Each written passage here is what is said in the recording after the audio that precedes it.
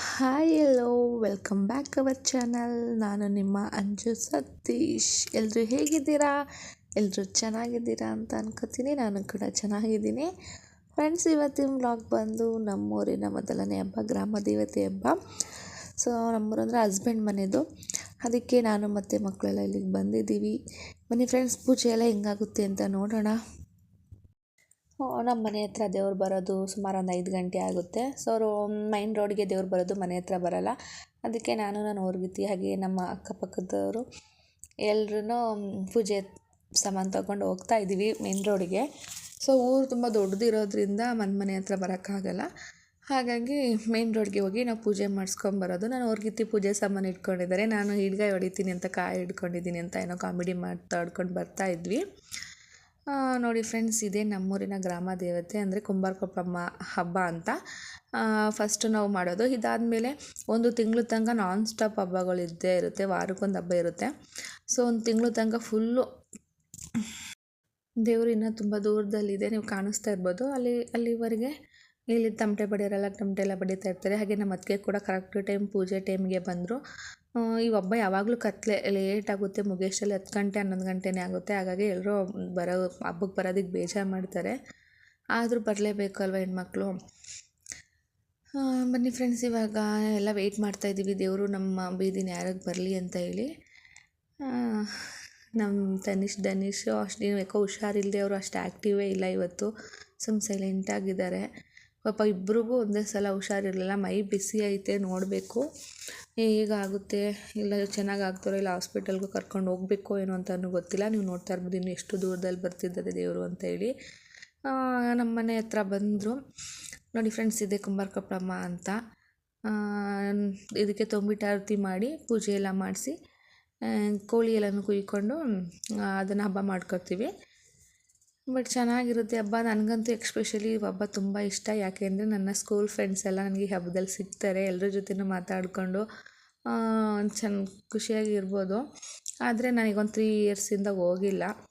ಮಕ್ಕಳು ಇದ್ದಾರಲ್ವ, ಸೊ ಅವ್ರನ್ನ ಬಿಟ್ಬಿಟ್ಟು ಹೋಗೋಕ್ಕಾಗಲ್ಲ. ಬರೋದು ಲೇಟ್ ಆಗುತ್ತೆ, ಆಮೇಲೆ ಅಳೋದೆಲ್ಲ ಮಾಡ್ತಾರೆ ಅಂತ ಹೇಳಿ ಅವ್ರು ದೊಡ್ಡವರು ಆಗೋ ತನಕ ಹೋಗೋಕ್ಕಾಗಲ್ಲ. ಸೊ ಯಾರ್ಯಾರು ಇಲ್ಲಿ ಸಿಗ್ತಾರೆ ಅವ್ರನ್ನ ಮೀಟ್ ಮಾಡಿಕೊಂಡು ಇರೋದಷ್ಟೇ. ಹಾಗೆ ಎಲ್ಲರೂ ಪೂಜೆ ಮಾಡ್ತಾಯಿದ್ದಾರೆ ನಮ್ಮ ಬೀದಿ ಜನ ಎಲ್ಲ. ಸೊ ನಾನು ಕೂಡ ಪೂಜೆ ಮಾಡ್ತಾಯಿದ್ದೀನಿ.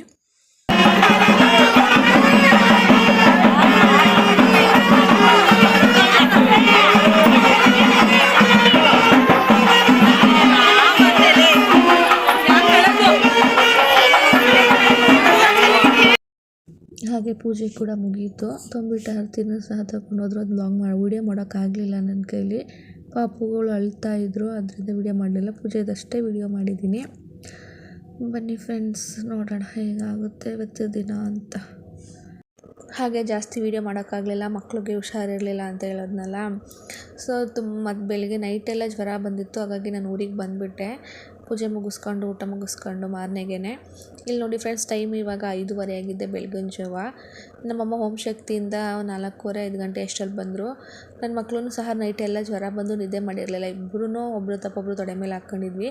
ಹಾಗೆ ನಮ್ಮಮ್ಮ ಆಟ ಸಾಮಾನೆಲ್ಲ ತಂದಿದ್ರಲ್ಲ ನೋಡಿ, ನನ್ನ ಮಗನಿಗೆ ಹುಷಾರಿಲ್ಲ ಅಂದ್ರೂ ಆ JCBನ ಬಿಡ್ತಾಯಿಲ್ಲ, ಅದರಲ್ಲಿ ಇಟ್ಕೊಂಡು ಆಟ ಆಡ್ತಾಯಿದ್ದ.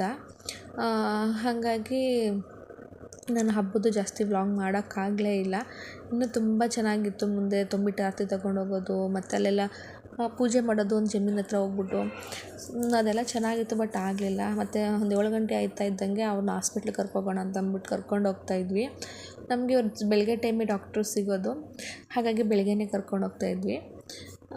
ನೋಡಿ ನನ್ನ ಮಕ್ಕಳು ಎಷ್ಟು ಆ್ಯಕ್ಟಿವ್ ಇದ್ದರು, ಎಷ್ಟು ತಟಪಟ ಅಂತಿದ್ರು, ಹಿಡಿಯೋಕ್ಕಾಗ್ತಿರ್ಲಿಲ್ಲ. ಎಷ್ಟು ಸೈಲೆಂಟಾಗಿ ಇಬ್ಬರಿಗೂ ಕೂತಿದ್ದಾರೆ. ಮತ್ತು ಇಬ್ಬರಿಗೂ ಜ್ವರ ಬಂದುಬಿಟ್ಟು 3 ದಿನ ಸಿಕ್ಕಾಪಟ್ಟೆ ಮಾಡಿಬಿಟ್ರು. ಅವ್ರ ಮುಖನೇ ನೋಡೋಕ್ಕಾಗ್ತಾಯಿಲ್ಲ, ಬೇಜಾರಾಗ್ತಿದೆ. ನನ್ನ ಮಗ ಈ ನೋವಲ್ಲೂ ಎಕ್ಸ್ಪ್ರೆಷನ್ಗಳು ಕೊಡ್ತಾನೆ ವೀಡಿಯೋ ಅಂತಂದರೆ. ಕಣ್ಣಿಂಗೆ ಅನ್ನೋದು, ಬಾಯಿ ಇದು ಮಾಡೋದು, ಆ ಥರ ಎಲ್ಲ.